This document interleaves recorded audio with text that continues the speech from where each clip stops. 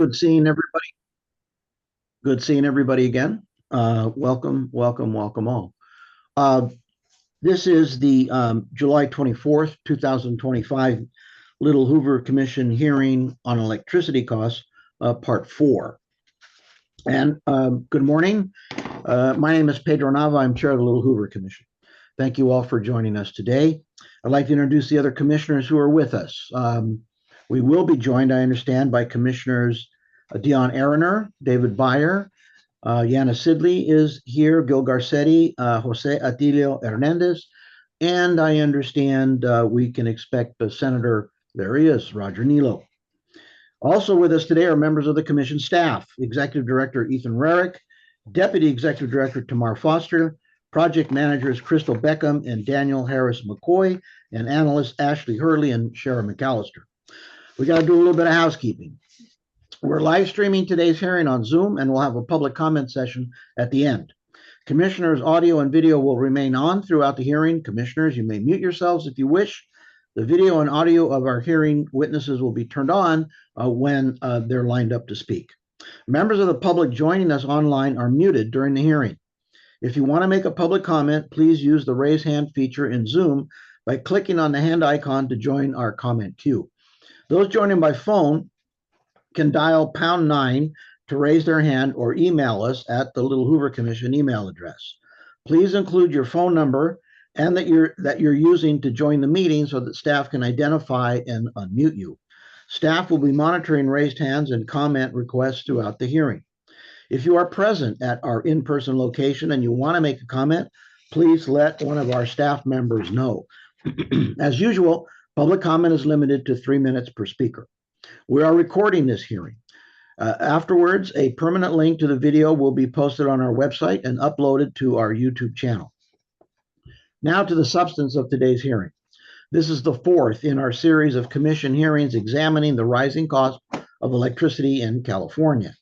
At our first meeting in February, we heard from academics and public advocates about the scale of the problem and why electricity rates in California are nearly twice the national average. Excuse me. In March, we heard from representatives of the solar industry, environmental organizations, and environmental justice advocates. They spoke about California's clean energy commitments and the impact of rising energy costs on vulnerable communities. In June, we heard from the energy providers themselves, investor-owned utilities, municipal utilities, and community choice aggregators, who described the challenges of delivering electricity while meeting green energy goals, satisfying their constituents, and complying with California's regulations. Today, we shift our focus to the state's energy agencies. We'll hear from the California Public Utilities Commission, the California Energy Commission, and the Public Advocate's Office. These witnesses will help us understand how California regulates electricity, how rates are set, how environmental and low-income programs are implemented, how ratepayers are represented, and how the state responds to emerging challenges. To the witnesses, I want to let you know you can expect to be interrupted. That is a common practice at commission hearings, and that is because commissioners have read background material. They are experienced in the subject to a certain extent, and many commissioners already have questions formed that they want to ask you. I want to thank the Vice Chair Canella and Commissioner Hernandez for leading this important study. I want to thank Project Manager Daniel Harris McCoy for organizing today's hearing. So let me now turn it over to him to introduce our witnesses. Thank you, Chair Nava. Leuwam Tesfai is the Deputy Executive Director for Energy and Climate Policy at the California Public Utilities Commission, where she leads the Energy Division. She has held a range of roles at the CPUC since 2011, including in the Legal, Energy, and Administrative Law Judge divisions. In 2023, Ms. Tesfai received the U.S. Department of Energy's C3E Clean Energy Education and Empowerment Government Award. She serves on advisory and executive boards focused on environmental law and civic engagement and holds degrees from Emory University and the University of San Francisco School of Law. Deputy Director Tesfai, you may begin your testimony. Thank you. So good morning, Chair Nava and honorable members of the Commission. My name is Leuwam Tesfai, and I serve as the Deputy Executive Director for Energy and Climate Policy at the California Public Utilities Commission, or CPUC. I'm pleased to be here today to discuss the CPUC's response to Governor Newsom's Executive Order N-5/2024 on electric bill affordability. The mission of the California Public Utilities Commission is to ensure safe, clean, reliable utility services at just and reasonable rates. We set the policy and rules for the utility services that are essential to modern life in California. The governor's executive order clearly states that it is imperative to address the rising costs of electricity in California. We at the CPUC could not agree more, and we have been noting this in our annual rates reports for several years now. In response to the executive order, I'll walk through what we learned, our analysis at a high level, and our ideas for slowing the rising cost of electricity going forward. Next slide, please. Thank you. This slide summarizes the learnings in our published report.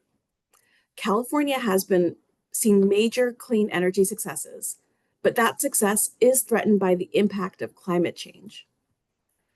The rooftop solar tariff structure and wildfire costs are the two largest drivers of electric rates today, and many programs are not required to be cost effective.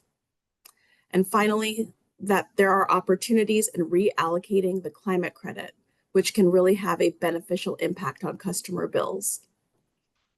These complexities lead us to another conclusion, which is that there is no silver bullet for reducing electricity rates. We do propose some ideas in our report, which I'll mention in greater depth in this presentation. These include evaluating wildfire costs within the utility general rate cases and looking at reallocating the climate credit. Next slide, please. So here I'm going to turn to some high-level background. So the entire electric system includes a fixed cost of transmission and distribution, and all the pieces of infrastructure that are needed to deliver safe and reliable electricity to all of us in California.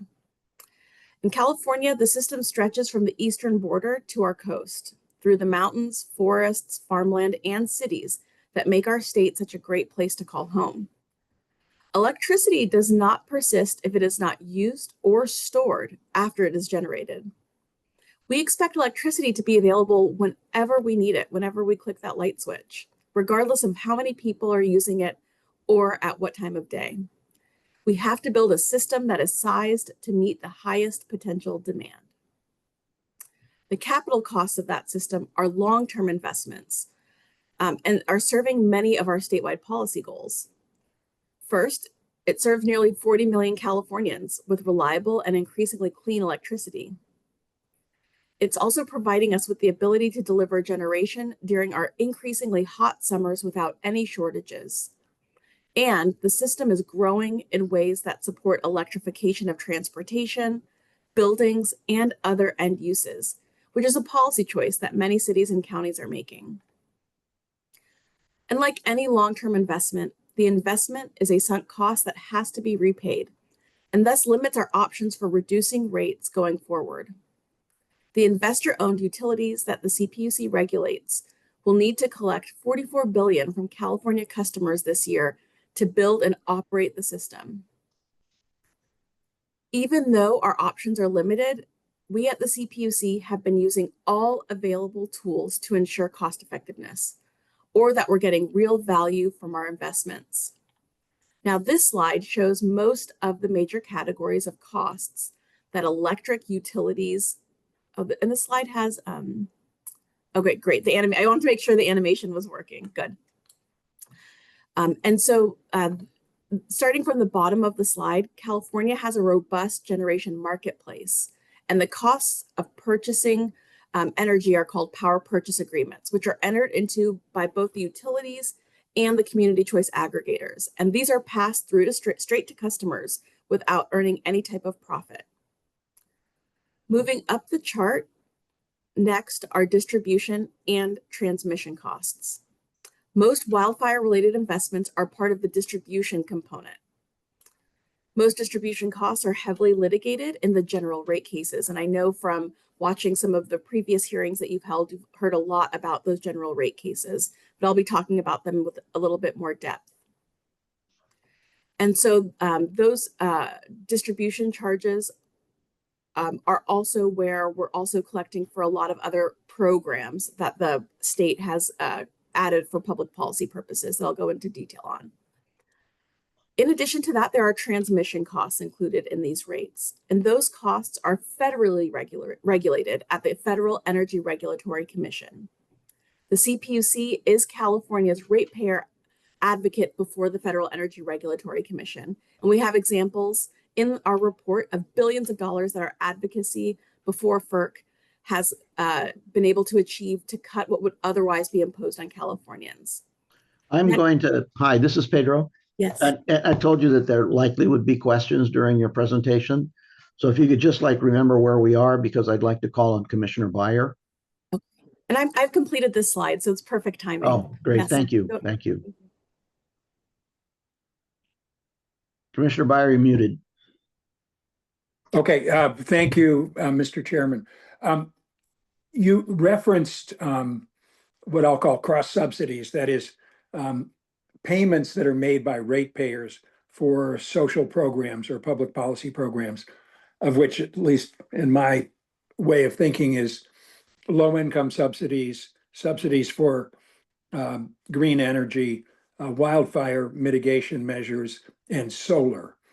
So I'd like you to address those four different topics and whether the CPUC has a position with respect to whether it would be more equitable for the citizens of California to have those public policy goals pursued more directly using taxpayer money as opposed to spreading them or paying for them by rate-paying systems.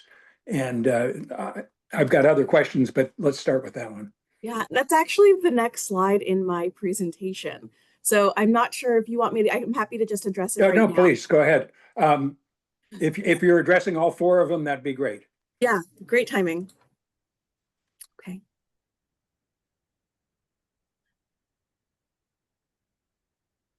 Next slide, please.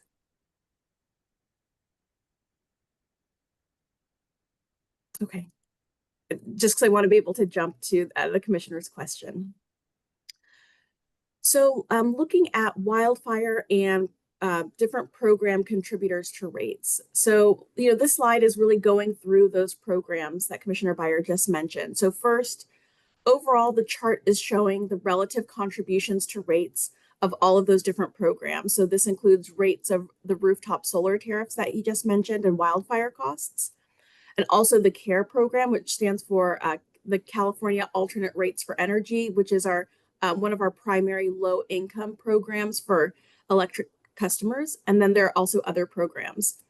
And so this chart shows how the participant and non-participant cost shifting that I just described works on the ground.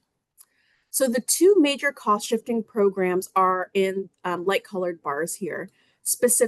I'm not sure we're looking at the right slide. Sorry, let's go one slide back. Yeah, this is page 4. There you go. Thank you. Yep. Are shown in light color, and specifically rooftop solar and CARE.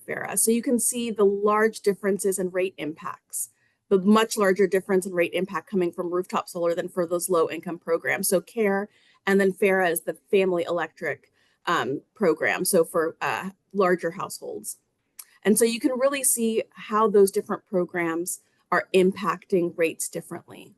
And so trying to understand that understanding that is really important when we're talking about what actions we're going to take to make the most reductions for customers. And so the executive order asked us to evaluate the cost effectiveness of those programs. And so we're showing which programs are cost effective, which ones are not cost effective, and really what that cost shift looks like. And so we have, a primary cost effectiveness test that we apply to programs. And we just think it's really important to apply one cost effectiveness test so that you can really understand what those cost shifting differences are. So getting a bit more specific into Commissioner Byers' question, we're really seeing a very large cost shift from that at NEM 1, 2, and NBT. So NEM stands for net energy metering, and the net billing tariff, which is a newer version that the commission adopted to try and reduce that cost shift. And we took that action in 2022, and it's had a gradual glide path to getting put in place in order to address that cost shift, but it remains significant. And the reason it remains significant is because though we made that change in that program, it's a change on a going forward basis. So there are still many, many customers that have that are using those tariffs and will get to continue using those tariffs. We only were able to make that change on a going forward basis. So, sorry to interrupt, but no, my question really isn't about cost effectiveness. It's about equity. That Yes. is the regressive nature of payments for these programs using rate paying as opposed to tax revenue or general fund revenue. That's the question. It isn't whether the programs are good or bad. It's how they should be paid for. And does the commission have a view with respect to that question? Yes. So we are always looking for opportunities to leverage non-ratepayer dollars. So whether that's from the general fund or, for example, federal funding when that was available. But okay, so we're going to take federal funding off the table completely, not happening. And I know others have raised questions about bond authority, perhaps with respect to wildfires. But if you could just answer the question directly about the general fund, not the politics of it, the equity of it. Yeah, we are always looking for opportunities to leverage non-ratepayer sources of funding. So the general fund is the largest one that comes to mind, but there's also other programs like GGRF as well. If you could skip the acronyms, that would help most of us. Oh, the Greenhouse Gas Reduction Fund. So these are funds that come from the Cap and Trade or Cap and Invest program. Thank you. Before you start, I got Commissioner Hernandez has his hand up. Just a related question, since we went straight to the budget question. To your knowledge, is there a line item right now in the budget for rate discounts? Or would one have to be created? To my knowledge, there's no line item in the state's general fund budget for rate discounts. And just to educate some of my commissioners about how much money is raised through CARE. So I'll have to come back with the precise dollar amount because it differs for Southern California Edison, Pacific Gas and Electric, and San Diego I think Gas in aggregate it's about $3 billion in aggregate. Right. And I used to be on the LIOB, that's why. I remember, yes, Commissioner. Yes, that's correct. And so there are different amounts for each utility, and so for that in the aggregate. That would be a $3 billion cost pressure to try to put into the budget process if we took it out of the PUC. Is that correct? Right. That's correct. And right now you say that less than 3% of the rates are used to fund CARE. That's correct? That's correct. About how many people are signed up for CARE? For the CARE program, again, it varies by utility territory, but so up to 30%. 4 million people statewide, if you do the aggregate. And about how much do they get in discount? So those discounts can be up to 35%. Up to 35. So this program allows almost 30% of customers to get almost 30% discount, and it's guaranteed. Correct. And the commission, I mean, we're not saying that maybe we should have someone else pay for it, but we don't have a line item for it. That's correct. Okay, thank you. Thank you. So, yeah, you please continue. Okay. And thank you for those questions. Excellent questions that really illuminate, what's going on here. So I also want to discuss and demonstrate another key mechanism that drives rate increases. So the costs that were shown on my previous slide, they're primarily collected from utility customers on the basis of how much gas or electricity they use. So the graphic on the slide is really showing what happens when residential, commercial, or industrial customers join a program in which they reduce their usage. Therefore, they are paying less or zero for fixed costs of the system. So for example, with rooftop solar, that's what happens because customers are offsetting their use, but there are fixed costs no matter how much they reduce their use or use rooftop solar that the utility still has to incur on their behalf. So in particular, there are fixed costs of the transmission and distribution system, but also, for example, wildfire mitigation has been a growing fixed cost.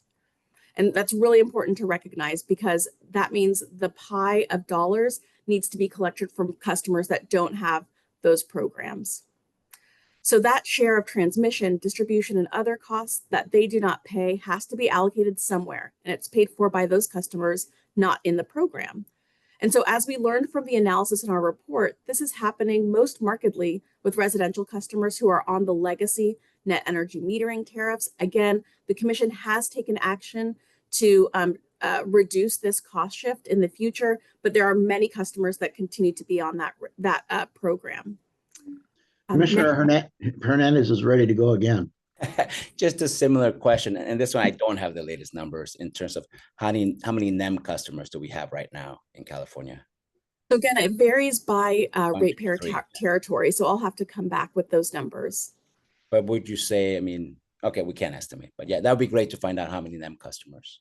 Yes, of course. But we have all seen the reports in terms of that. I think the potential amount of money that doesn't go into transmission and distribution is about 8 billion. Is that about right? That's correct. $8 billion cost shift. And you can see on this slide here that, you know, those costs, it's at 20 to 25% of their is what is impacting rates. So they're really causing a significant increase in rates for other customers. Thank you. All right, please. Okay, so we can go to the next slide. And so here I'll be focusing a little bit more on ideas to reduce rates going forward. So this slide shows the ideas that we developed in the report to reduce rising costs of electricity. And so just going over a few of them. So this is like we talked about earlier. So fund programs or any of the cost shift from alternative non-ratepayer sources of funding. So this is what Commissioner Byer and Commissioner Hernandez have gotten into. And right now there are no line items in the budget to be able to do that. But we did want to acknowledge it as an important idea in this conversation. Also trying to integrate all of the spending forecasts into the general rate cases. So in the report, we propose to integrate the wildfire mitigation plan cost into the general rate cases. These have largely been addressed separately from the general rate cases since the state and commission took action on wildfire mitigation issues a few years ago. Next slide, please. So I wanted to go into a bit more detail on the climate credit. So on this slide, we're really talking specifically about opportunities on reallocating the climate credit, which comes from the state's cap and trade program, to show how this could benefit customers most impacted by high electricity rates. So the first row shows today's climate credit. So customers get this twice a year. It's about $120 and it's split into 2 payments a year, typically in April and October for electric rates. So the second row shows the credit that goes to care and fair customers if the climate credit was directed solely to our lowest income customers. And then the third here shows what it would look like if we directed that climate credit to those customers without rooftop solar, which would benefit about 9.9 million households. And then the fourth line here looks at what if we directed it towards our care customers, our fair customers, and customers without rooftop solar, specifically those in California's hottest climate zones. So, these are customers who have this need to use air conditioning in particular. So you can see the high benefit that would deliver. And I did want to make one comment. This is my final slide, but I did want to let you know that actually we have a voting meeting for the commission today at 11 o'clock, and the commission is taking action to open a rulemaking to look at this opportunity with the climate credit. So we're already trying to start taking action from things that were in this report. And that means opening a rulemaking and allowing for all of the stakeholders to come forward, share ideas for how we can better use the climate credit to support customer affordability. Thank you so much. Thank you. I see Commissioner Byer has his hand up. Thank you for a very good presentation. I liked its succinctness. Questions on different topics. Some of the witnesses who testified before us suggested that there was I'm going to call it what they called it, not what I believe, a bias by investor-owned utilities in favor of construction because of their assured rate of return.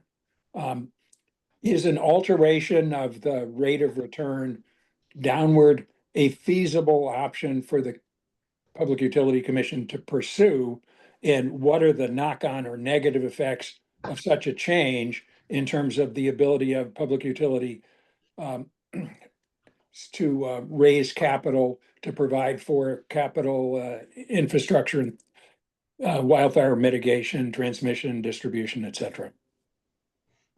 So the investor-owned utilities file what we call our cost of capital proceeding every 3 years. And so that application was actually filed by the 3 electric investor-owned utilities as well as Southern California Gas Company in June of this year. We do expect a decision on that by the end of the year. And that is the commission stakeholder process to look at the utilities rate of return. That also includes looking at their capital structure, so their debt and equity ratio. And so part of that stakeholder process is looking at what are the market conditions right now. We also look at different proxy groups that, which means different groups of different types of utilities that are competing with our utilities in California out in the market for access to capital. And so we use all of those different factors in order to adjust the cost of capital every 3 years. And so there is an opportunity, we're actually in that opportunity process right now. Okay, related to that is some, including, I believe, the governor in an op-ed even this morning, has talked about creating a regional electricity grid. What are the pros and cons of that relative to electricity rates? So, I will speak on that on a high level, but I do, have to state I'm not allowed to, make any specific comments about pending legislation today in this presentation. But just to talk a little bit more about the purpose of that regional energy market is to be able to create greater access for all of the California load serving entities. So that's the investor owned utilities, but also the community choice aggregators, to be able to access different electricity from all around the West. So the California Independent System Operator manages our energy market. And so by having access to a regional electric market, there will be renewables and other resources in different states that California would be able to leverage during certain times of day when we may need additional imports and things of that nature. So that's the purpose of that idea. Okay, last question.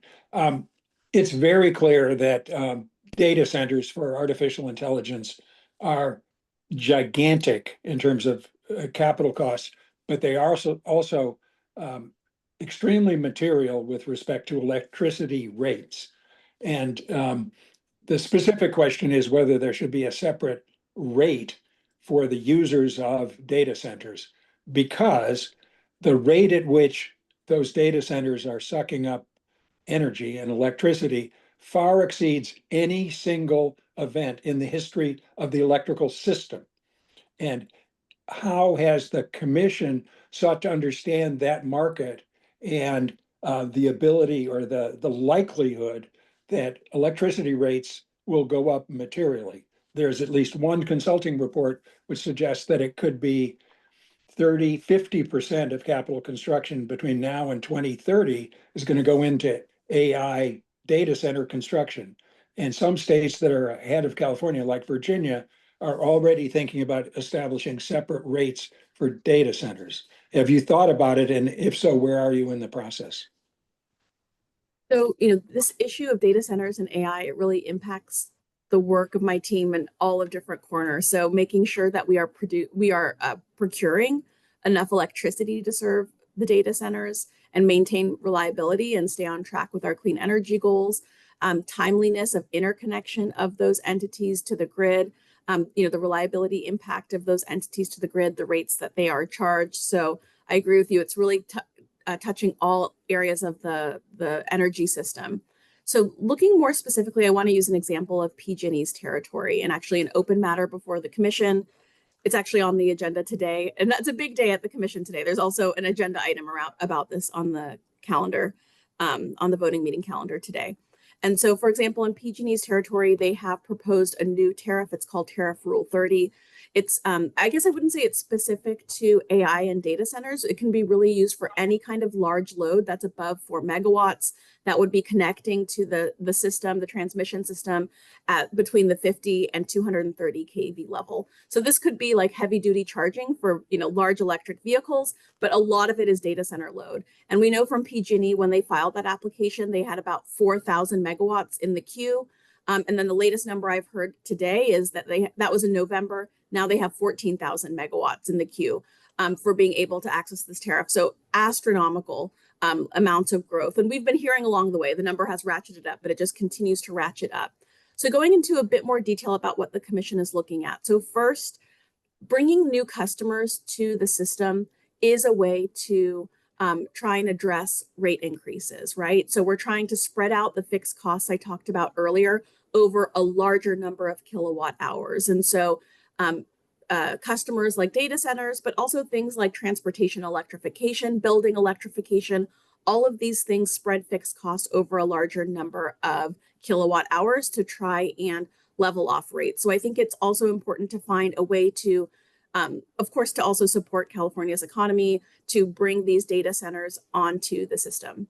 That being said, we are also looking very closely, and our understanding is maturing day by day about how much of a benefit would this be for for all customers. And so we're still looking at that very closely. So what the commission is doing today in the proceeding, it's only the first step.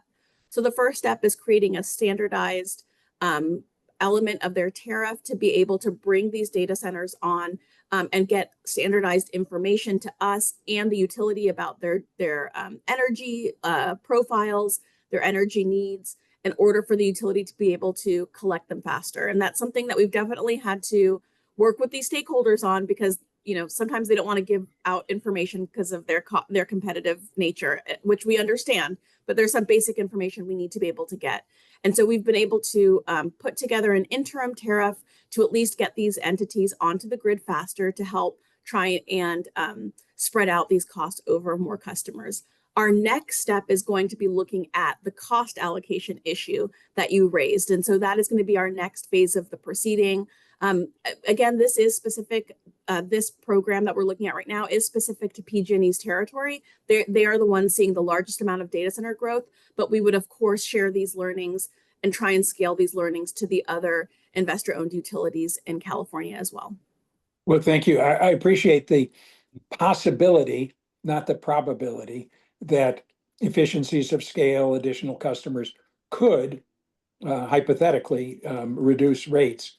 But I would hope in your proceedings that you keep in mind the pressure existing ratepayers are paying and the beneficiaries of the data center permitting reform and other things at the federal level suggest a favored customer is going to be able to reap a lot of economic benefits. And I don't want to see ratepayers left behind as a secondary thought. Rather, they should be the primary driver as opposed to the antecedent participant. Absolutely. And, we have a public stakeholder process for this work. So, for example, the Public Advocate's Office and other ratepayer advocates are very active as part of that work and helping us to make sure that as we make these new policy decisions, the benefits to ratepayers are front and center. Thank you. Got Commissioner Hernandez followed by Commissioner Sidley. So Commissioner Byer, I think I mentioned this last time that someone would answer the question about data centers. And there's actually a graph that was presented that we just have to turn around. I don't know if you can pull up that graph that shows the circle, fewer numbers participating, the rates going up. All you have to do is inverse it.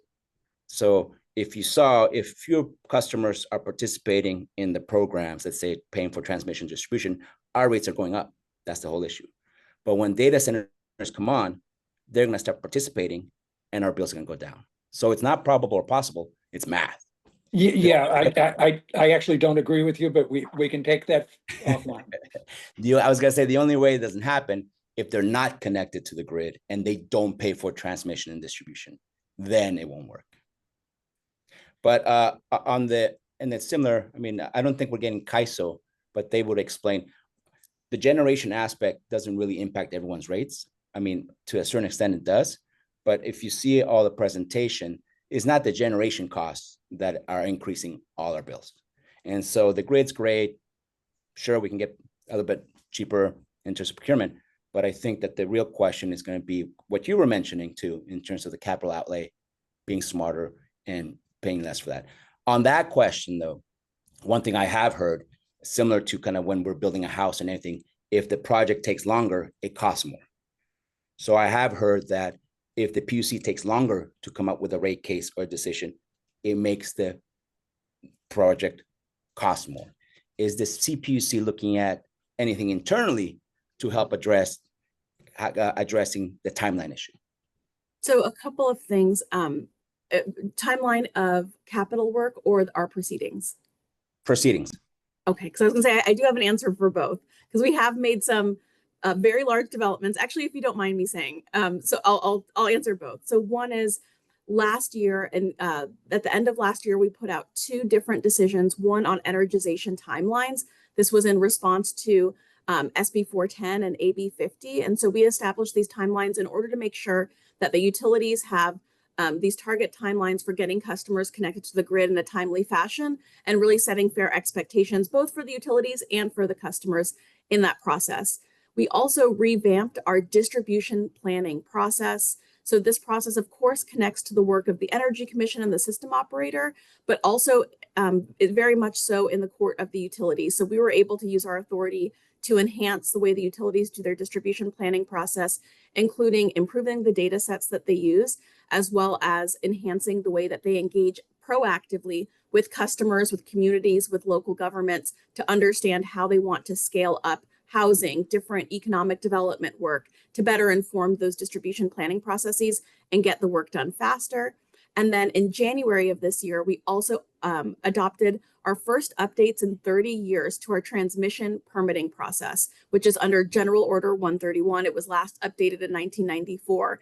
And so this is our permitting process for transmission, also for substations as well. And so we're really in the process of implementing those updates to the transmission permitting process to make sure that we can get our transmission and substations built faster in California to be able to accommodate economic growth and accommodate all of these new clean resources coming onto the grid. Now, when it comes to our commission proceedings and what we can do to expedite those, we have been working really hard on reducing our vacancy rate. And so that definitely something that we've done in our energy division, as well as in our other divisions, like our administrative law judge division, in order to make sure we have the right staffing resources in place to be able to move these proceedings along. And so that's been a key part of our effort.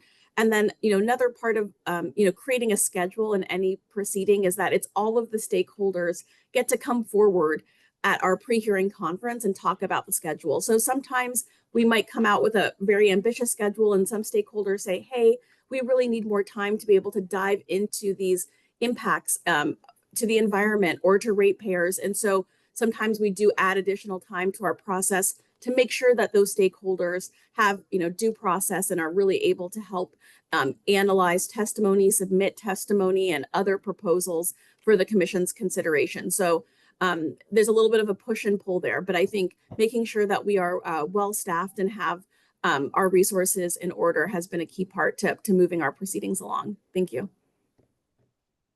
Commissioner Sidley. Thank you. So I have some very naive and simple questions to ask.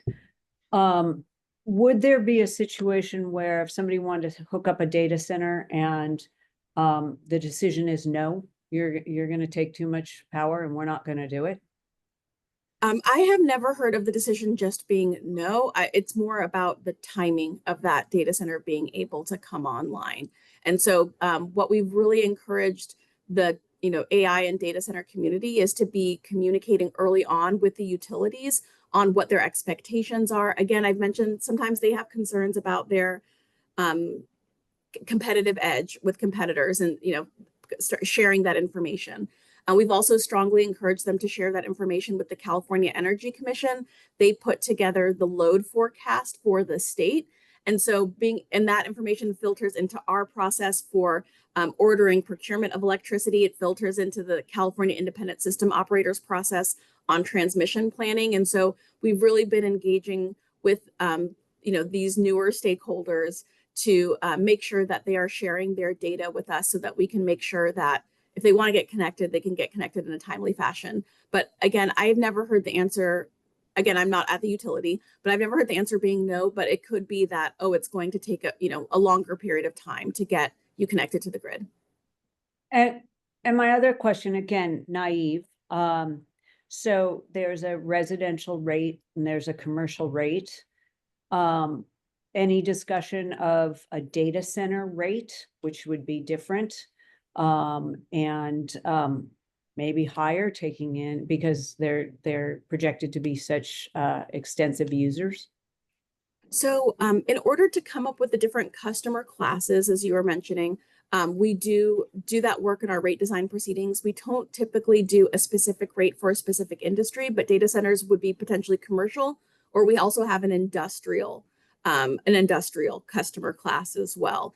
And so we have what we call our rate design proceedings that look at allocation of cost to those different customers.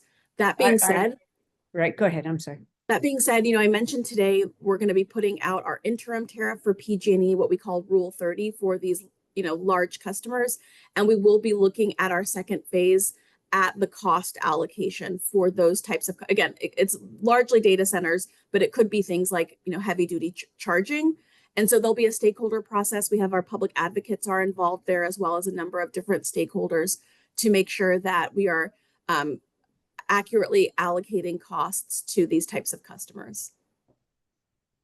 So I would just suggest, building a little bit on what Commissioner Byers said, that these data centers are going to use power unlike anything we've seen.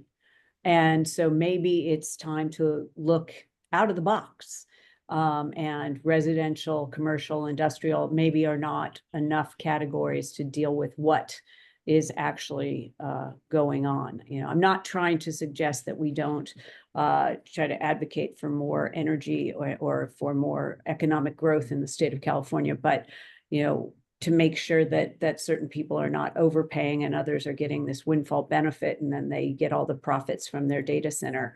I just think that the equity piece may require us to look at different ideas than what we've done in the past. This is moving forward. So that's it. Thank you. I don't see any other hands. So I have a question as it relates to the regional grid. In the past, some of the concern about the regional grid had to do with the governance structure. So the decisions that were being made with respect to utilities that contracted to provide services into the grid. California has taken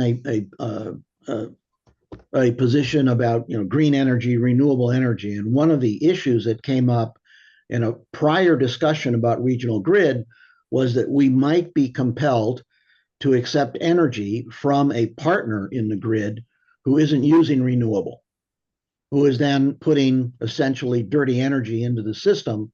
And there was a court decision from a situation back east where the court said, listen, once you all agree to be partners in the grid, you have agreed to accept the energy, however it's generated, into that system. Do you know whether or not the governance issues have been considered on the newest proposal for a regional grid?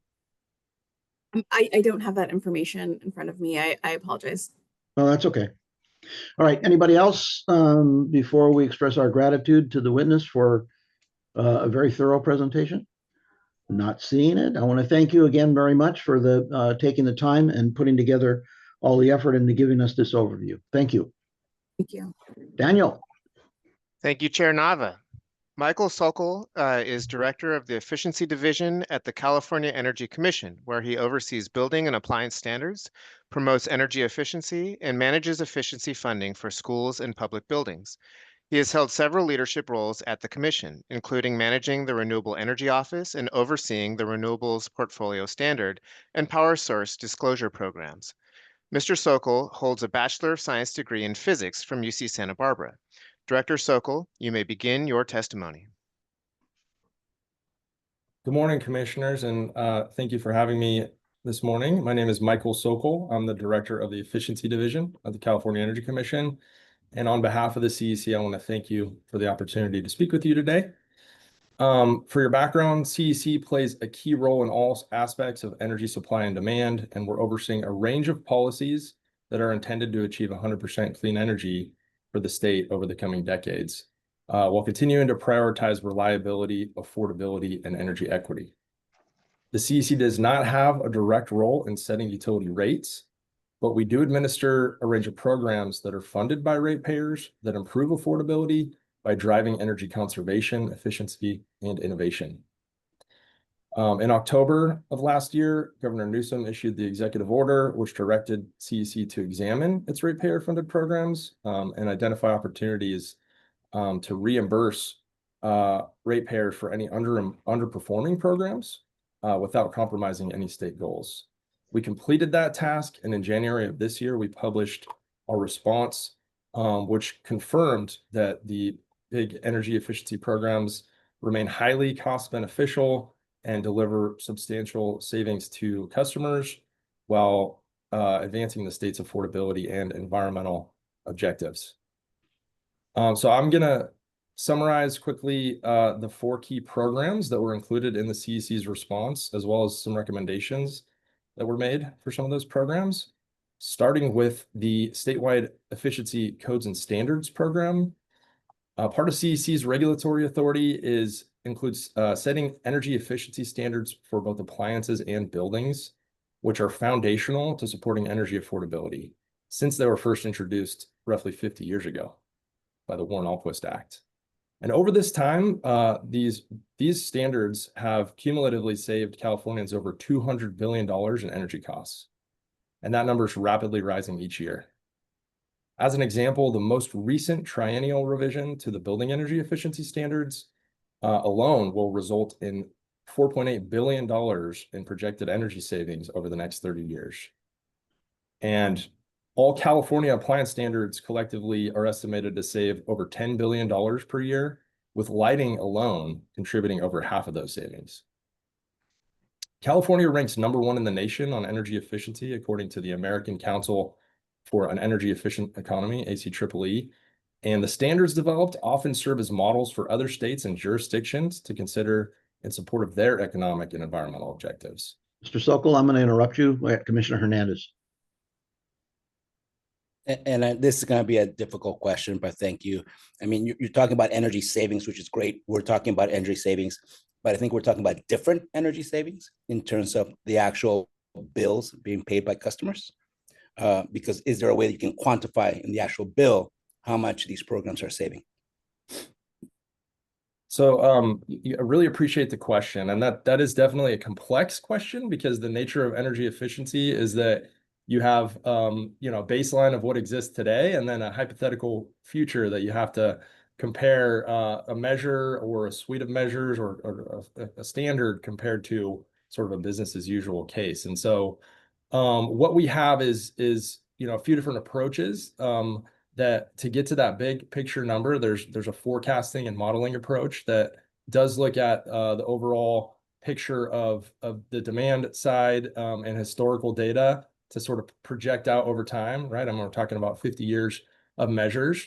And what we also do is on an individual measure and standard basis, we do a detailed analysis of what that standard looks like and how it will impact customer energy bills according to existing in relationship to existing technology. So that gives us sort of a perspective of that individual measure basis. And so collectively with both of those, that's how we build up to that big number.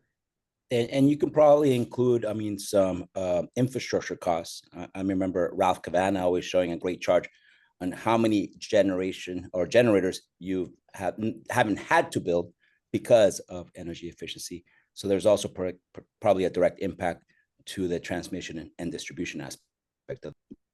That's correct. There's avoided infrastructure costs that result when we don't need to procure the generation necessary to serve that demand due to energy efficiency standards.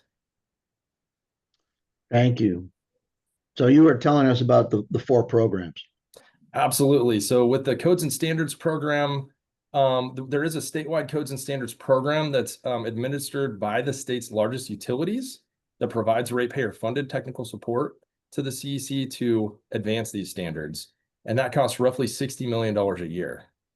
Those resources provided by the group are critical to developing and evaluating these efficiency measures, including some of the cost and benefit questions that were just asked.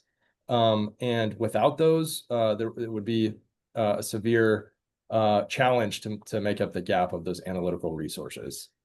They're highly cost beneficial to ratepayers across the state, even beyond the IOU territory. So it's the big utilities that cover that, but it benefits all Californians. The second program is the California Schools Healthy Air, Plumbing, and Efficiency Program, also known as CalShape. This was a program that was authorized early on in COVID to improve indoor air quality in schools and plumbing upgrades. To date, CalShape has awarded 273 grants for plumbing and 841 for ventilation, which is a total of $789 million. Last year, Proposition 2 was approved by voters, which provides $10 billion for school facility upgrades, and some of which could be used for projects similar to the CalShape investments. So the CEC has recommended that unencumbered funding, which is just under $200 million for this program, could be returned to ratepayers or otherwise repurposed prior to the December 2026 sunset date. The governor's May revision for this fiscal year for the Budget Act did include language that would propose reverting those unencumbered funds as of July of this year to the utilities for reliability efforts. CEC staff's understanding is that that proposal remains under legislative consideration. I do not have an update on that. And next is the solar equipment lists, which the CEC maintains lists of solar and energy storage equipment that are relied upon by a whole range of different entities to support behind the meter installations. Utilities and local building departments across the state rely on these to streamline permitting and interconnection, while giving a suite of known high-performing equipment that everyone can rely on. And utilities have reported that there's significant labor and time savings due to these statewide lists that are maintained by the CEC, which well exceed the program's annual cost of $1.3 million. The CEC has suggested an alternative funding source could be used for these lists. And since then, there was a Senate Bill 698, that was introduced to update the authorizing statute, but that bill was held in suspense with no updates on that. And last, we did talk a little bit about the CEC's energy research and development investments. We administer $148 million per year under the Electric Program Investment Charge Program, known as EPIC. And that's under CPUC oversight, which is funded by a ratepayer surcharge on electric IOU customers, equivalent to approximately 1 cent per person per day. This program, EPIC, is it's the leading state energy research and development program in the US, potentially in the world. And now it's more important than ever, given the recent federal actions that are limiting national research on energy. This program has invested over $1.4 billion over 543 projects since its inception in 2011.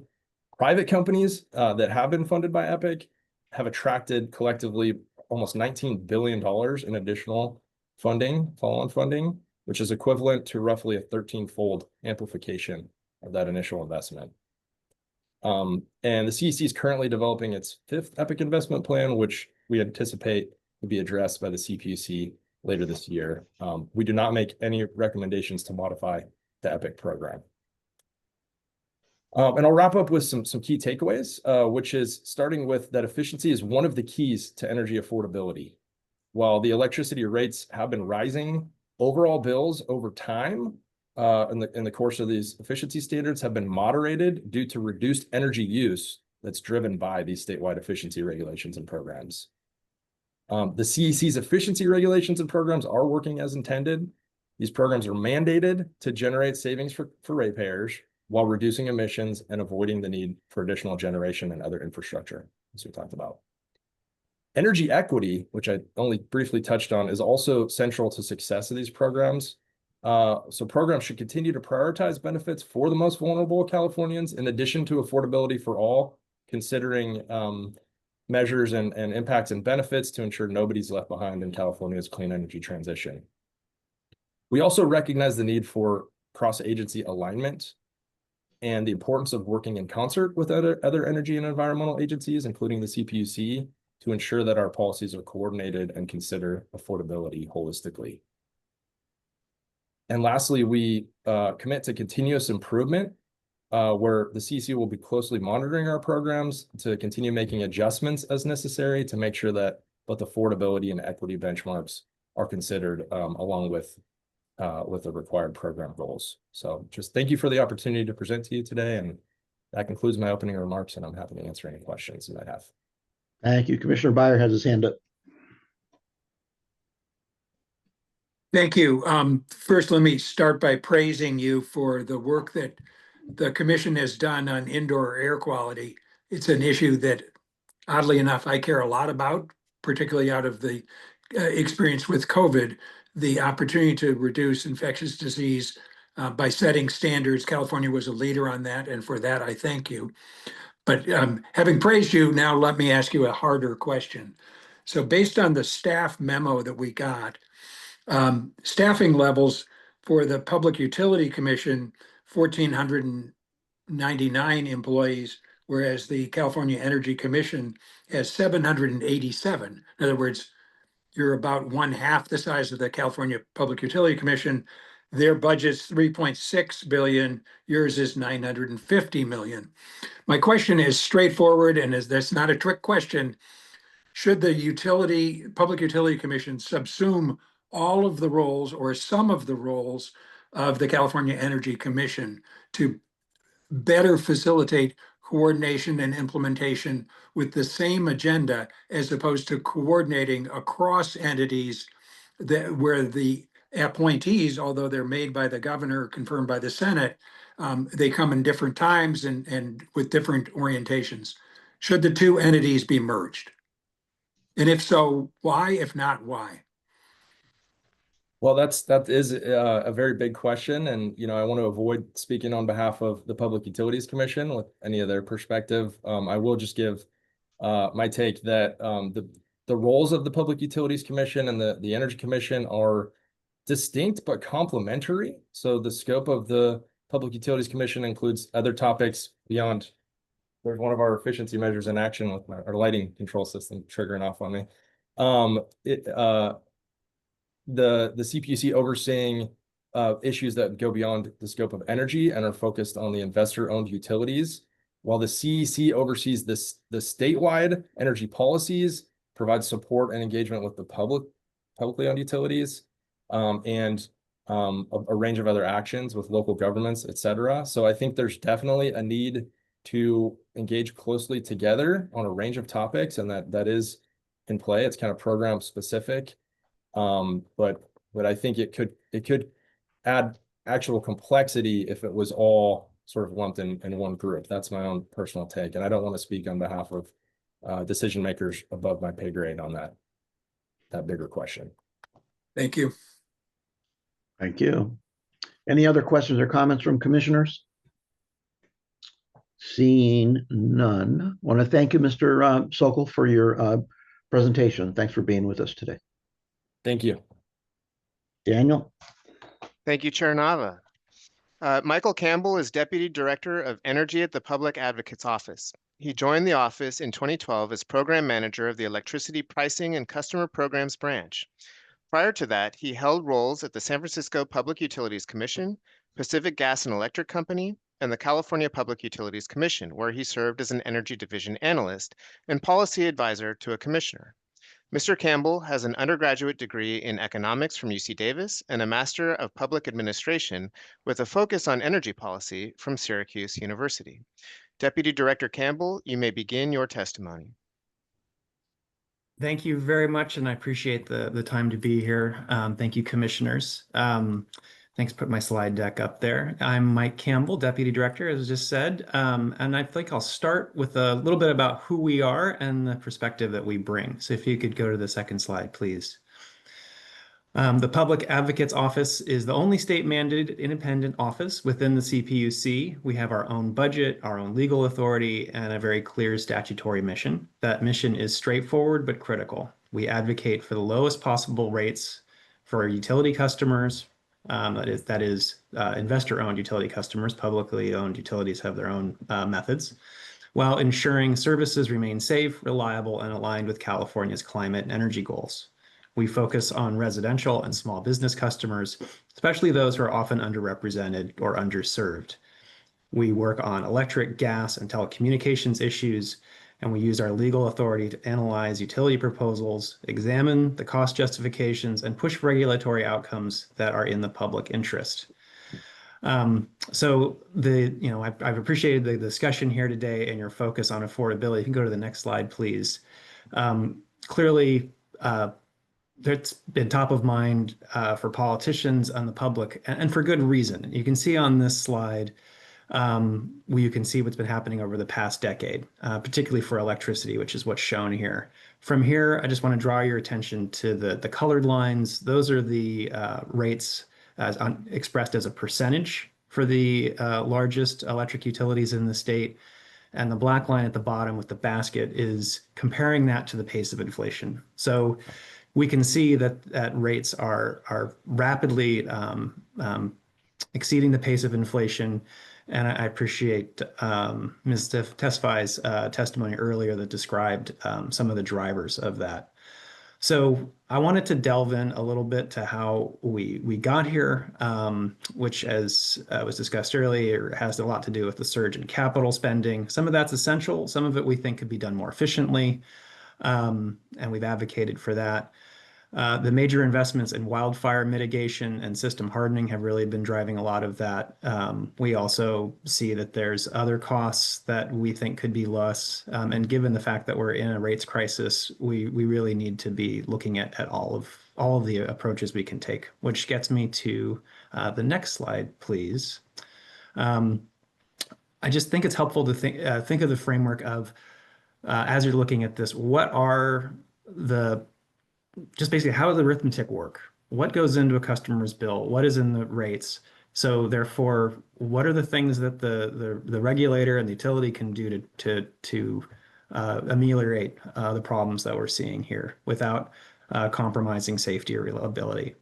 So the first large component that has to do with the utility's operating expenses, which we would like to see be reduced over time.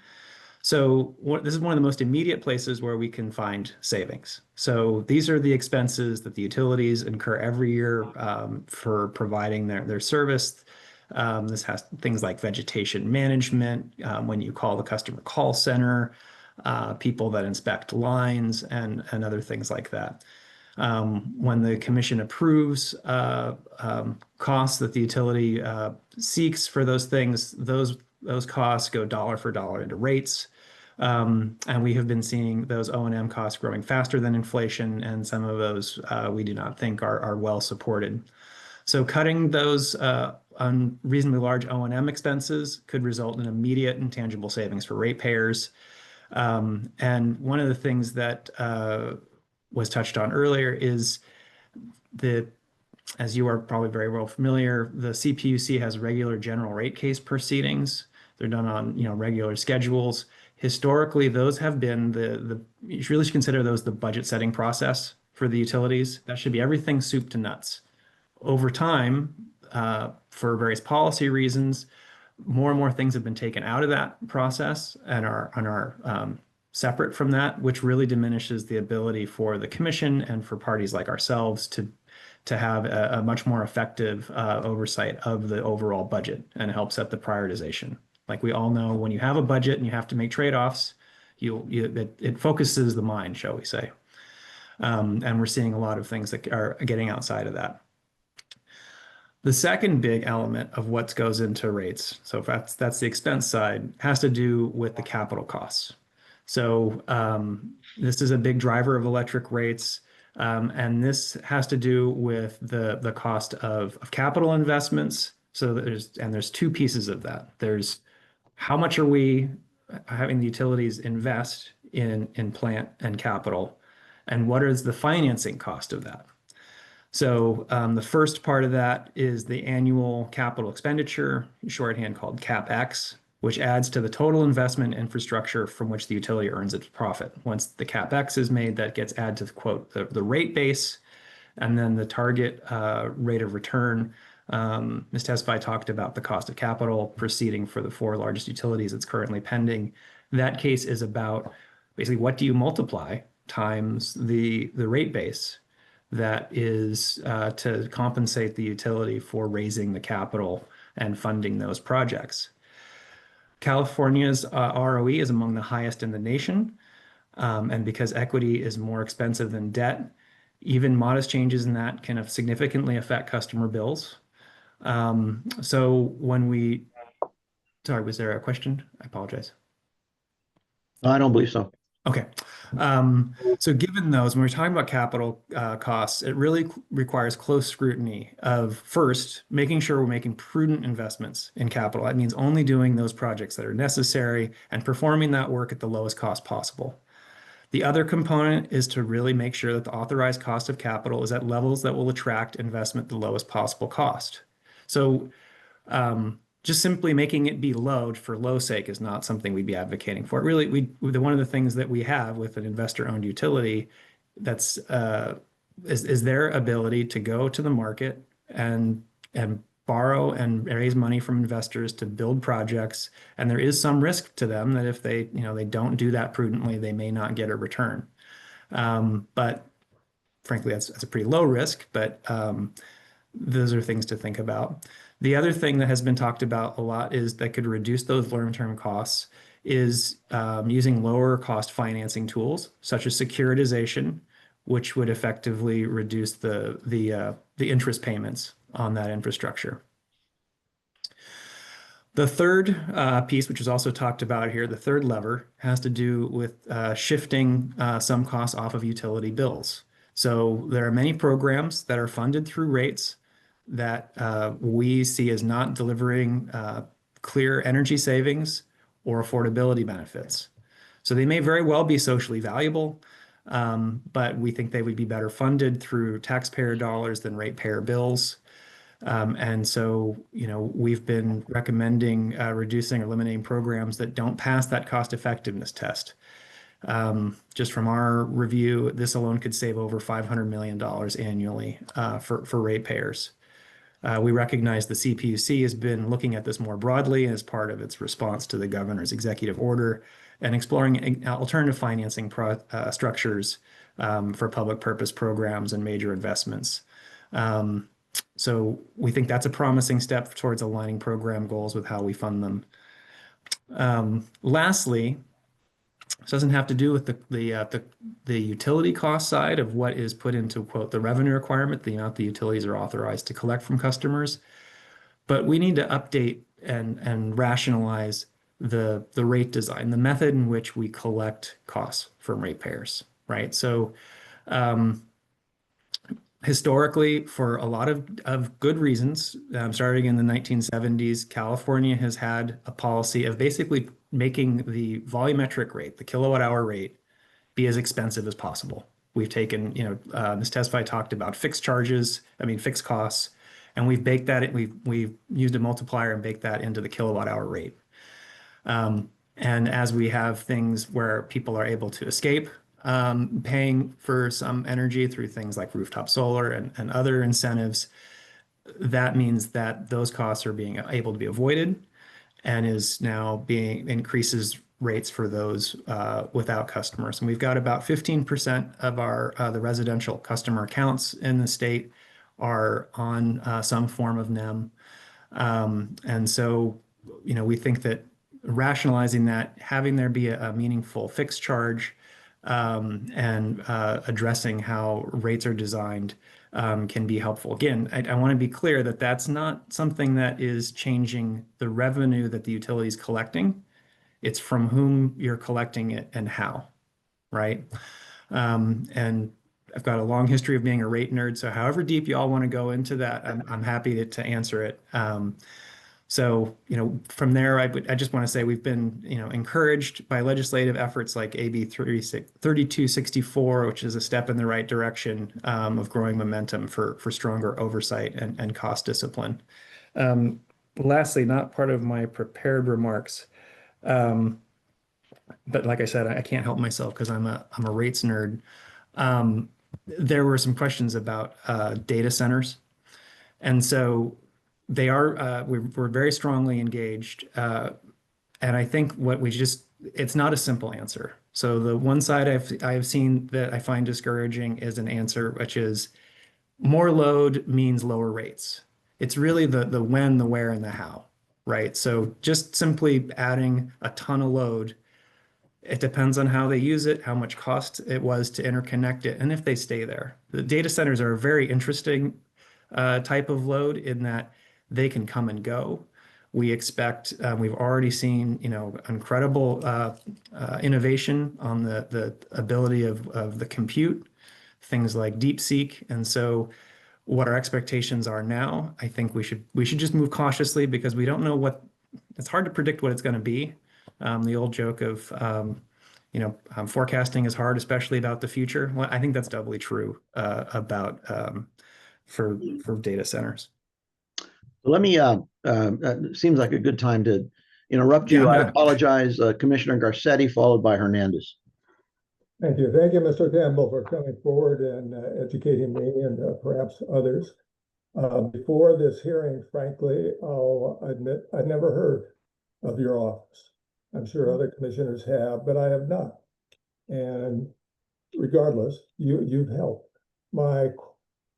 After hearing you and reading what the staff had prepared for us, it makes it seem that your office is a little bit like the Hoover Commission. That is, you don't have any real power per se. You can try and persuade. You can go in and talk to people, and you make presentations at public hearings, I assume. How would you characterize your office's relationship with the current Utilities Commission? And what do you do to follow up after you've made a presentation and advocated certain things?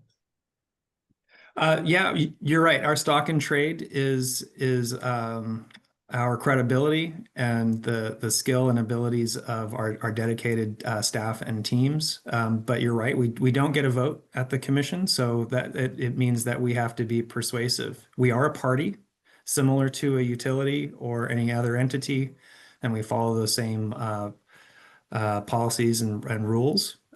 So we do lobby commissioner offices routinely, and we have to notice those just the same way any other interested party would be. But I'm very proud of the work of my colleagues, and also, frankly, we do have that credibility being part of the government. Again. I'm still not hearing it. Yeah, I'm seeing there's a. Okay. You got to mute Senator Nilo. But go ahead, please. Sorry, Mike. No, it's quite all right. I think I hope I was answering your question, Commissioner Garcetti. Yep, you are. Thank you very much. Okay. Commissioner Hernandez, followed by Byer. Thank you, Mr. Campbell. And they've gone through 3 name changes, so that's maybe why Commissioner Garcetti, they were Office of Ratepayers, Division of Ratepayers, and I think now you're public advocates. But they are influential. I mean, they are a party to various cases. A lot of times when there is no low-income voice, they represent low income. They represent all ratepayers. So thank you for that. Appreciate you. I'm going to expand on your interest in rates. I think you touched on a little bit, and it deals with a lot of things we're talking about, stranded costs. Because in essence, yes, you're right. If there is a data center and they don't commit to what they committed to, they become a stranded cost and we all pay for it. But that happens in other areas as well. So can you talk a little bit about stranded costs and how that has a tendency to impact everyone's rates? Sure. So for those folks that are less familiar, the concept of stranded costs is when a utility made a prudent investment. And so it's not generally the regulatory construct is the shareholders are not punished for having made that investment if the need in that asset becomes less useful, and therefore that payment for that asset would continue to be part of rate base and continue to be paid for by customers. But if the customer was, in this case, the data center is no longer there, how do we collect from an entity that doesn't exist? That is part of what I think we need to be very cautious about and consider in terms of the rate design, and that's part of what we're advocating on. And PG&E has this rule, what they're calling a Rule 30, and that's one of the things we're very concerned about is how do we ensure that there is the right balance of being able to serve new load, because that is the responsibility of utilities, regardless of what the product is or what the purpose of why they need the energy.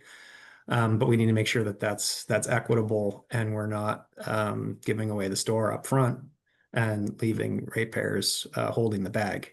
Because these things are also, they're very easy to move, frankly. A data center is, it's like a big warehouse that has a ton of servers in it and some air conditioning. And you can take the compute and put them on trucks and move them somewhere else in the matter of months. You can't really move a cement factory in the same way. Thank you. Commissioner Byer, followed by Aaroner. Thank you. In an attempt to sort of add some facts here, I'm citing a report from MIT Sloan School of Management, who projects data centers who currently constitute 1 to 2% of overall global energy demand could, by the year 2030, account for 21% of overall global energy demand.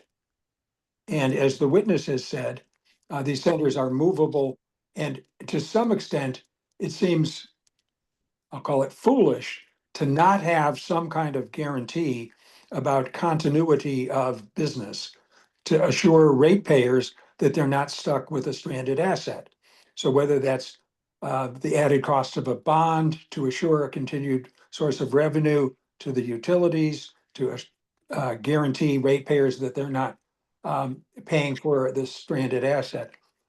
My point is, the magnitude of the change here dwarfs anything we've ever seen in the entire field, and we're treating it, I think, as if it's business as usual. I don't mean we, the commission, I mean we as a society. And I'm heartened by the fact that the Public Utility Commission is taking this on, but maybe the witness could comment about what facts do we not know that the Public Utility Commission should be looking at with respect to data centers and ratepayers. Sure. I appreciate that. I think an odd benefit of California's high electricity rates is that we're not on the bleeding edge in a way. Some of the other states where there's lower cost energy are maybe moving a little bit further ahead of us. So we've been researching the different approaches, like the types you've just discussed, Commissioner, in other states like Ohio, et cetera. So the things that we don't know is, and Tesfai noted this, there's trade secrets and other things that make things a little bit more cagey. But for example, for the forecast that utilities are getting when customers knock on their door and say, hey, I want to interconnect, are they knocking on multiple utilities doors and asking, they really only want to build one data center, but they're asking 4 utilities to see where they might get the best deal? It's hard for us to assess that. And then, as I was saying earlier, is what really is the level of compute that's going to be there, and what's going to be the demand, and what innovations we might see. Just even a 1% increase in chip efficiency, if that's rolled out, and we know how innovative the chip manufacturers and designers have been, that could be an enormous shift. So I'm sorry that I don't have the full list of unknown unknowns, but it's pretty broad, and that's why we think it's important to be moving carefully and really trying to make sure that these are large entities that are going to be doing this, and that there's some certainty that if there are costs that are incurred on their behalf, that they're paying their fair share. Yeah, well, thank you for that. As I cited earlier, Virginia has been confronting this data center problem pretty acutely because I think they're the leading state in terms of Right. data center building, and also investment in the space of data center electricity efficiency, which is something that the California Energy Commission should be looking at in addition to efficiency for consumers. Because the opportunity to achieve economies of scale, improve technology, as you referenced, not just on the compute side with things like DeepSeek or others, they're really good opportunities to lower the cost of implementing just the current state of the art of energy production or cooling systems or things like that. Thank you. Commissioner Aaroner.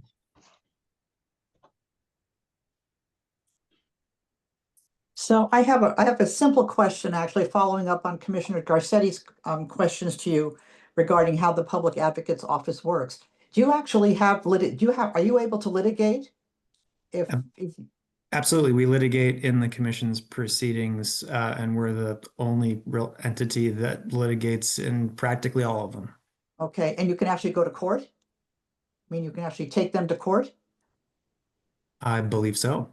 Okay, I'm all right. And then following up, I'm not a conspiracy kind of person, to be honest with you, but I was just thinking about as foreign countries invest in us, right? Invest in the United States.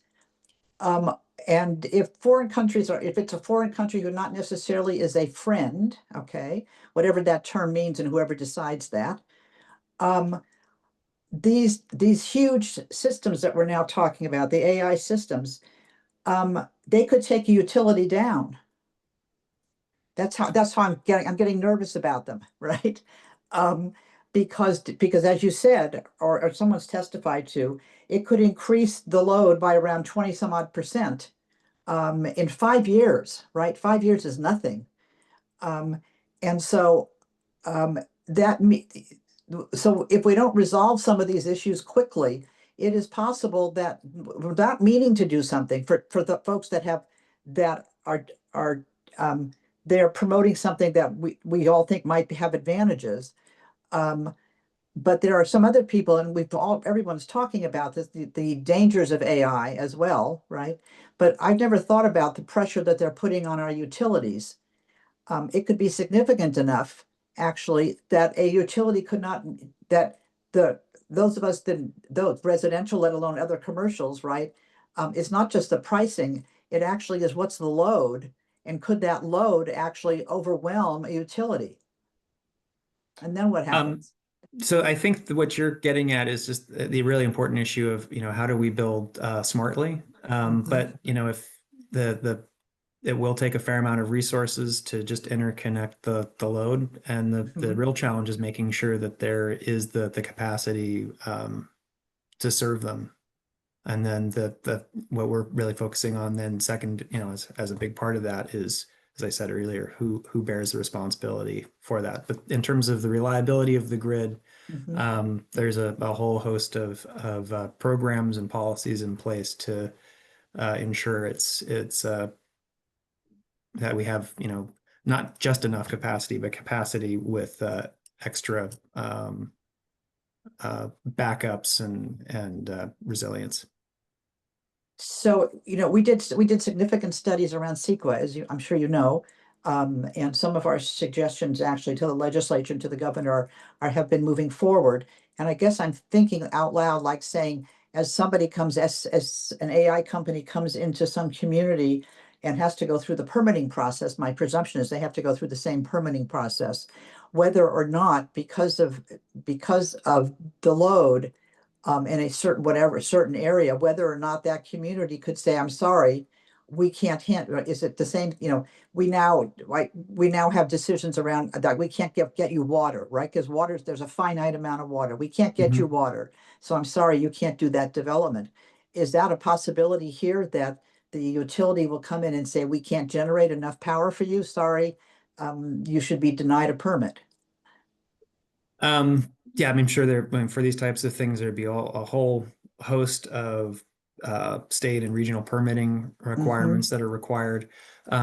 Similarly, just not only just with data centers, but with any load or new apartment building, factory, there is a process for, letting the utility know, and it gets worked into their distribution planning in terms of, that they need to do the work and have that in their queue to be able to interconnect to the grid, which may require substation upgrades or other things like that. And who pays for that then? Do the ratepayers for the utility pay for that, or does the applicant pay for that? Well, that gets into the rate design question. I think the answer is yes. And what we are aiming for yes to which part? Wait a minute. Yes to which part of the exactly. question? Yes, exactly. Okay. Is that it can be, depending on how you handle the rate design, that can be more broadly socialized or really designed to be captured from that particular customer. The idea we aim for is following cost causation principles, so that the customers that cause the cost will wind up being the ones that pay for that over the life of the asset.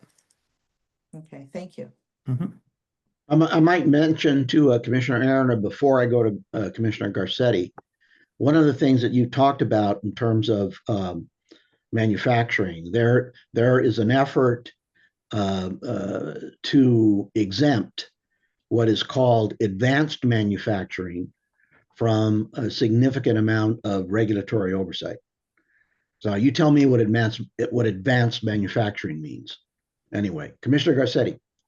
Thank you. Mr. Campbell, your response to part of Commissioner Aaron's question was a little puzzling to me. You said that you do litigate, or you think you said, I think so, or we do, something. There was a little less than clear whether you do litigate. So my question is, do you litigate? If you litigate, what do you litigate? The types of it. Is there a special court you go to? Do you just go to California Superior Court? And who are some of the named defendants that you've had cases with? And overall, have you had success when you bring a case to court? So sorry for not being as clear. What I'm discussing is litigation, and where we primarily litigate is at the CPUC in front of the administrative law judges. Okay. And what about your success rate? Well, as I said, we don't get a vote at the commission. I think we have it's usually not a binary outcome, but I would say, we are quite successful in helping promote the interests of the folks that we represent. Would I like us to be more successful? Of course. Right. Thank you. I think Commissioner Hernandez has some additional color. Just if you can talk about the administrative law process at the CPUC. I mean, I did it for 3 years, so I know it. I mean, we think we're I mean, there's a judge, it's an administrative law judge. There are proceedings, there's briefings, there's depositions. I mean, it is litigation. I know that probably attorneys will say, no, it's administrative litigation, but it is litigation. So we want to talk about that a little bit, Mr. Campbell? Sure. Thanks for that opportunity. So yeah, there's due process is given to the various parties, and basically anytime the utility wants to get something from customers or change the rules or the terms of service, it has to get approval from the CPUC. And that process is an open process. And it is largely handled through, the bigger issues are handled through what's called an application. So the utility would file an application, and interested parties may engage in that. They're able to, similar to litigation, get discovery, to ask the utilities hard questions, investigate things, look at their books. And that's a particular set of discovery powers that we have that are more broad than any other parties that are part of the commission. That's very important for our ability to serve the customers of California. There is an administrative law judge. There are witnesses. There's the ability to cross-examine witnesses and test the evidence. If someone says that it costs this much to build a plant, we're going to want to see the receipts. We'll look at the receipts and we can bring that to the commission and say, you know, if they said it cost $10, the receipts say it costs $8. Don't give them 10, give them 8, that kind of thing. And then at the towards the end of the process, there is a requirement that the judge issue what's called a proposed decision. So that is able to be available for public scrutiny of not less than 30 days.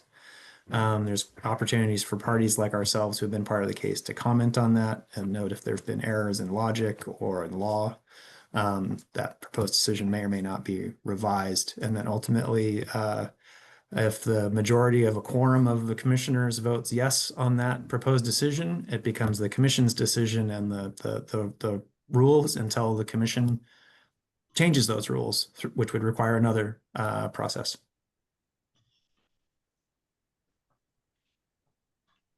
I see Commissioner Aaroner is. Yeah. Yeah, okay. So, so we've heard now, as you've seen, this is our third or fourth hearing now. And today we got to hear from the CPUC and the Energy Commission. And I'm interested in your perspective in regards to what are the tensions between the ECE and the CPUC that maybe aren't obvious to the public, I don't know. But I'm presuming that there are tensions there because one is, you know, carrying out the rules, one is making decisions about cost and all of that, and the other one's looking at the overall energy needs, right? That kind of thing. But I'm presuming that there must be tensions between these two organizations. Can you talk about that a little bit? You know, I can't really, since I don't have a lot of visibility there, since, you know, my organization is independent of the 5 commissioners. You know, and as Mr. Sokol noted, you know, their roles are in many ways complementary in terms of the types of analysis and forecasting they do. You know, it's a nice opportunity for me to plug the important work they do on codes and standards, which has really, you know, driven energy efficiency and should be helping drive the cost of energy efficiency programs down, since things are just getting baked into code. And if you go to the, you know, the hardware store, your opportunity to buy, you know, 200-watt halogen lights, it's not really there, right? So it's, you know, and most of your light bulbs in your house are probably, you know, in the neighborhood of 10 watts, not 100 watts anymore, as he was mentioning. So as I say, it's pretty complementary, but in terms of the question that you're having in terms of that coordination, I don't have visibility to that. I'm sorry. Okay. Thank you. I don't see any other hands, so let me ask a question, Mr. Campbell. As it relates to the Public Advocate's Office, one of the things that we heard in the past is that in some ways the PUC and PUC staff can't quite match the resources of a utility in either the legal firepower that they bring in or folks that evaluate economic impacts and costs of things. You just mentioned that in the role of the Public Advocate's Office, you take a look at you do discovery, you look at receipts, you try to sort of square things up so that there's a more accurate picture for the PUC to make its decisions. Do you have any recommendations about how things could be changed so that it's a more level playing field between the utility and the Public Utilities Commission? Boy, that sure is a can of worms, Commissioner. You know, I would say that one thing we would really like to see is, you know, when we've seen some recent applications from utilities that, shall I say, are kind of gimmicky and a little bit half-baked, and I feel like the commission has the opportunity to not have us move forward with those. So they should not be filing deficient proposals, and the more they can be clear and robust in what they put forward in their process, and the more that we can bake into the budget setting process, the GRCs, as I mentioned, that'll really help with the making sure that the utilities brings the best proposals to the commission, that their pencils are sharp, and allows entities like ourselves, as well as the commission staff that evaluate that, the ALJs and all the good people that work for Ms. Tesfai, to be able to evaluate that in a more robust way. Now, one of the things that I heard a long time ago had to do with the volume of work that each commissioner is required to engage in as it relates to agenda packages. Mhm. And that given the volume, that the preferred way that some of the items move forward is on consent. So that do you have any insight with respect to staffing of commissioners, so that the commissioners themselves have a stronger or deeper grasp of what's being presented to them? I can only speak, I mean, do have experience as being an advisor, and that was during the aftermath of the energy crisis. When things were coming, I mean, things are heavy now, but they were really quite something then. And, you know, frankly, the commission has really excellent people on the advisory side. They have a lot of resources there. So I think the ability for them to engage appropriately is fine. I've got no real concerns there.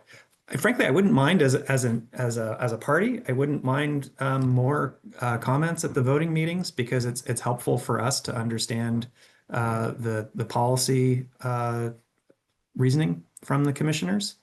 But I don't see the consent, not consent issue being something that has to do with their level of understanding or engagement. I'm actually think we have a set of commissioners historically that are a lot more thoughtful and effective than we may have had in some other periods. Okay, all right, very good. Looking at the commissioners, I see no more hands raised, so I think we can safely conclude. And thank you so much, Mr. Campbell, for your contribution. Appreciate it. Thank you.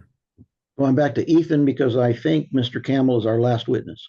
That's correct, Mr. Chairman. So we can move on to item number 4 on the agenda, which is the public comment period. This is the chance for members of the public to comment on the electricity cost issue or any other matter, including selection of future topics that comes next. If you've joined the meeting via Zoom and you wish to make public comment, please raise your hand. If you have joined by phone, email us immediately at littlehoover@lhc.ca.gov. Include your phone number so we know who to unmute. Each commenter is limited to 3 minutes. Commissioners will be able to hear you but not see you while you make public comment. So again, 3 minutes, please. We have no one in the physical location, but I believe we do have people online who've indicated a desire to make public comment. Shara, if you can identify the first person, please. Our first speaker will be Colin Suarez. You now have the ability to unmute yourself. Yes, thank you. Colin Suarez, President and CEO of the Western Propane Gas Association. Appreciate the time today. A couple of things that are really fascinating to me. Obviously, while we are a provider of fuel and energy here in California, we also have a number of employees and business owners who are subject to a lot of the challenges related to energy pricing, their electricity users themselves. And what we have seen is that there is a fair amount of growth in distributed power generation. And I think that is one of the topics that I didn't really hear folks dig into too deeply, but I would be fascinated to hear thoughts, and I would love to see the Little Hoover Commission take a look at some point in the future, is as we have more PSPS events, as we have more distributed resources like wind, solar that are at different sites, we are increasingly seeing a number of folks attempt to generate that electron at the site of use. And it does seem as though that might be, unfortunately, the simplest way for consumers to have some semblance of choice and draw down the cost of their overall energy bills. But it also is incredibly difficult to cite. There's local air district rules. Obviously, this is another issue that's been referenced to the level of coordination that is needed between California's regulatory bodies in order to expedite some of these projects. But I'd love to see the Little Hoover get into it.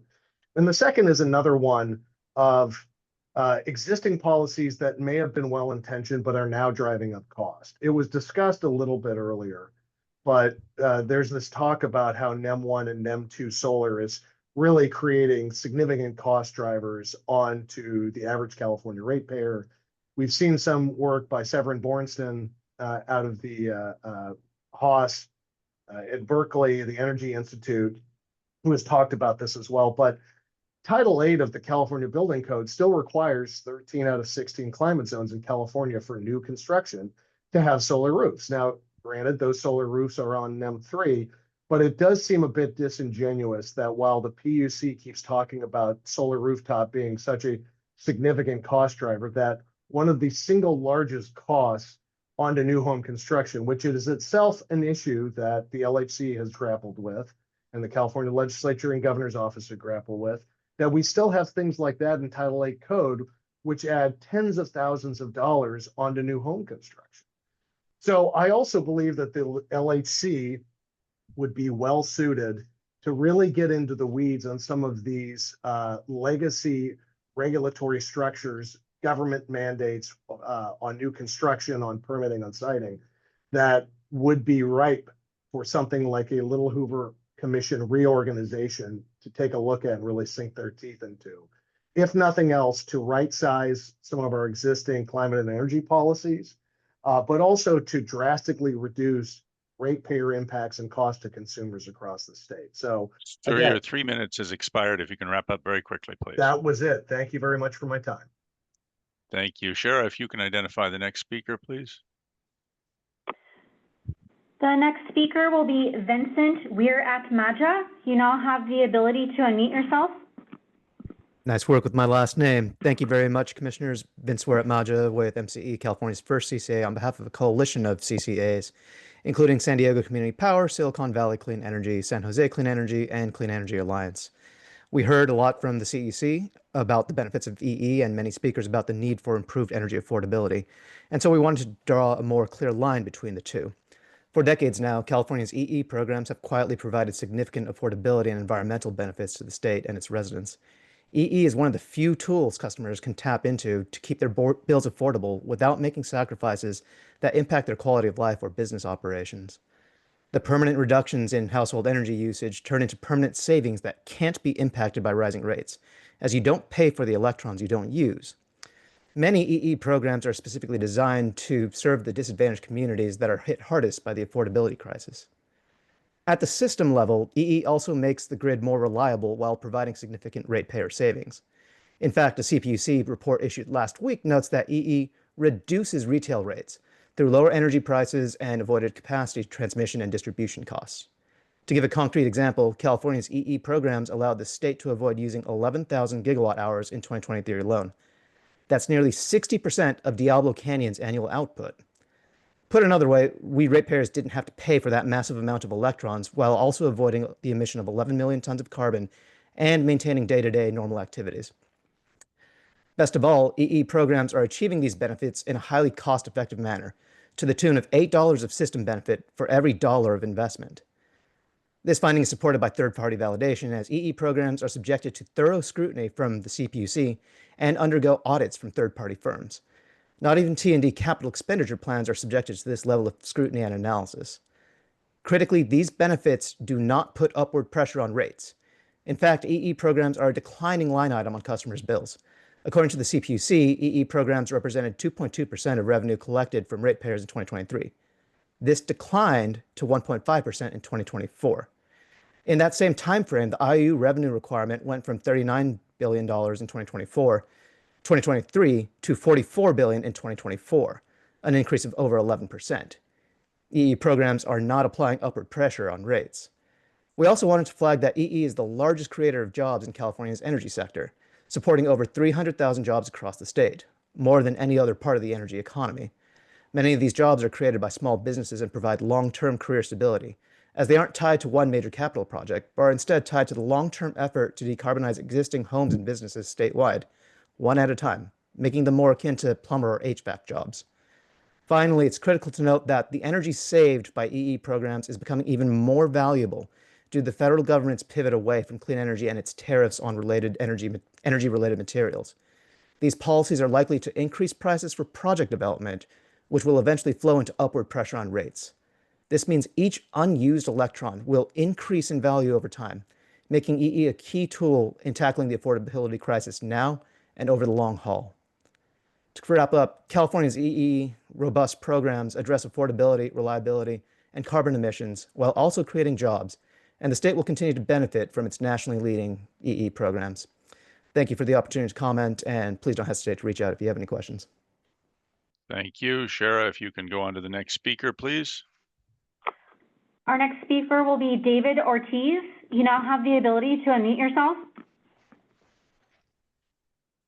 Hello, my name is David Ortiz with the Energy Transition Collective. We're an organization that represents low-income customers in affordability in electric and other services. We are a sponsor of SB 647. SB 647 expands Low-Income Oversight Board's membership. It requires Low-Income Oversight Board to do a evaluation of the current programs and identify barriers and gaps and help improve them. We believe that this is an important bill because it creates accountability for the utilities. It helps to develop an effective system for delivering clean energy upgrades to Californians who need it most, meaning low-income Californians. It ensures health, comfort, and safety are considered alongside with energy savings and program design and evaluation. It streamlines access to funding and reduces fragmentation across overlapping state programs. It drives equity in ensuring funding flows for diversity contractors and community service organizations, and it protects ratepayer dollars by requiring data-driven metrics and improving oversight. Overall, as an ETC, we believe that this bill and these works will not increase bills for customers in any way, shape, or form, and these programs are very important. And overall, if we were to move these programs or change the funding of them, we believe that it would actually hurt low-income customers, and we could show that it would increase their rates by 20 to 30%. So overall, for the affordability piece of this, as an ETC, as an organization, overall, we believe that moving funds out of the ratepayers into the general fund would be devastating for low-income customers and would hurt them more than would hurt anybody else, while it might help other customers. So we believe in California that this is not the direction to go, and that making sure that we do protect the most vulnerable Californians. Thank you for your time. And we have no further public comments. Thank you. So, Mr. Chairman, I believe we can close the public comment period and go on to item 5 on the agenda, which is consideration of future study topics. As you know, the commission at the last meeting approved a study on financial scams that had been requested by Senator Grayson and other members of the legislature. We have staff bandwidth to add one more topic. In addition to that one, you asked for scoping memos on 3 topics: education in prisons, youth suicide, and IT projects in state government. Those are at pages 16, 27, and 37 of the commission packet. So the commission can choose one of those, although you're not limited to those 3 topics. We also included the general list of potential topics at page 97 of the packet. So we're prepared to answer questions on the memos, Mr. Chairman. Otherwise, I just turn it back to you for whatever discussion the commission wishes. Thank you. So let's hear from commissioners. Any expression of a preference based on the menu that we're looking at?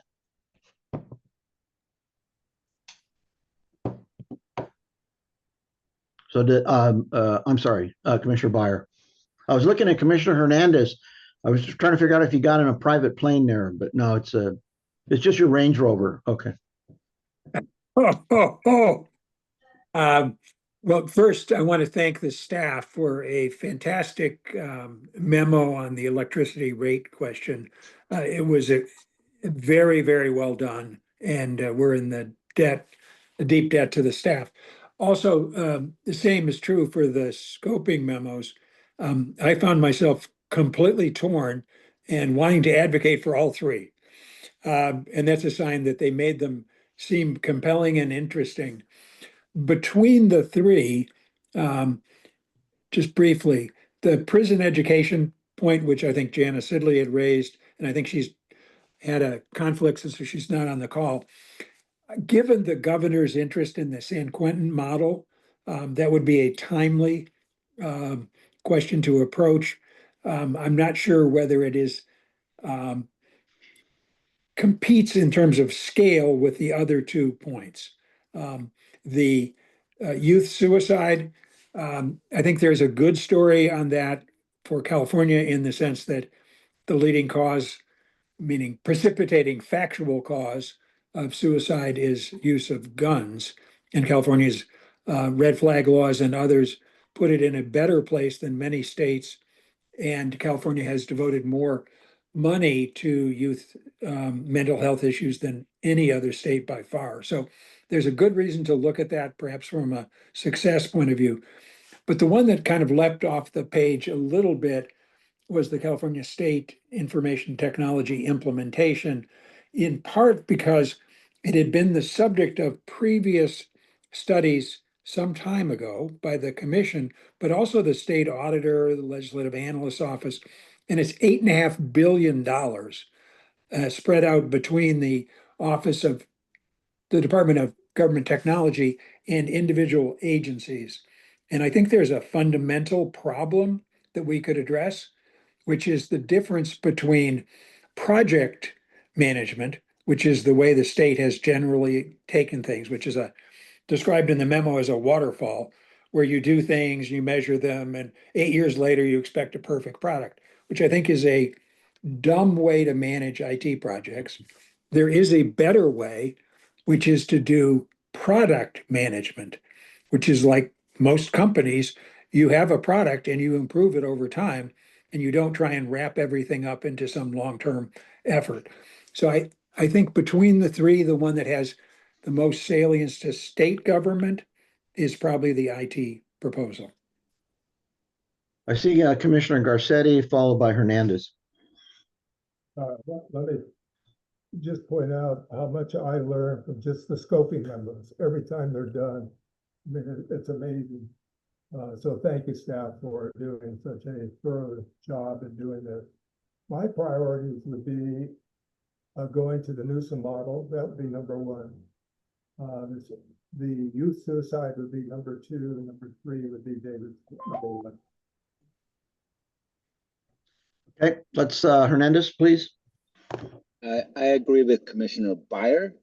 And I mean, that $8 billion price tag, and maybe we can make some recommendations on how to use that more efficiently. But since we are in the business of making government more efficient, I think that's well in our wheelhouse. I see Commissioner Aaroner. Yeah. I think I am in agreement with Commissioner Byer as well, having been involved in the tech development at the state in my prior jobs, whether in the legislature or on the lobbying side. The process that the state goes through is it's archaic.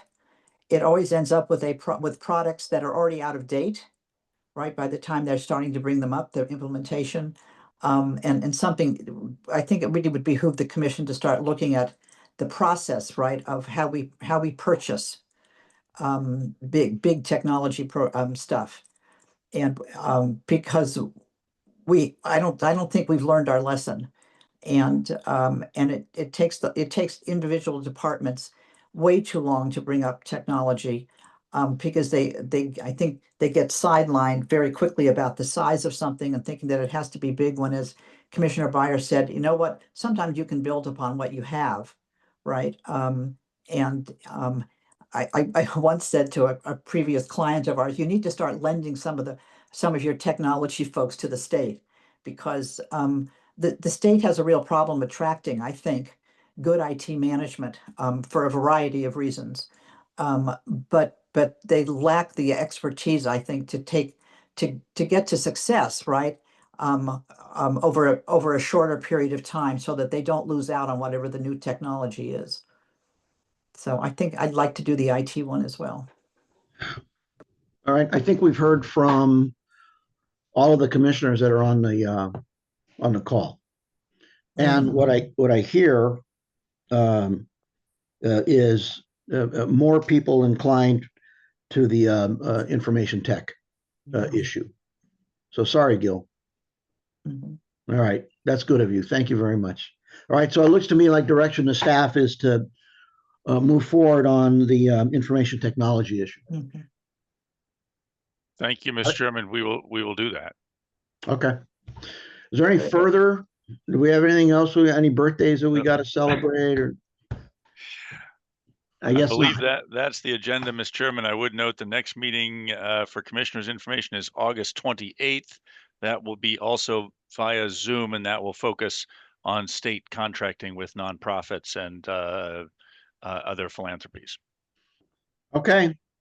My parting remark is, as we work towards this issue with banking and seniors and young people as well, you may want to think if we can get Jason Statham as a witness, because if any of you saw the Beekeeper movie, isn't that right, Jose? And the Beekeeper, there was a senior person who got scammed.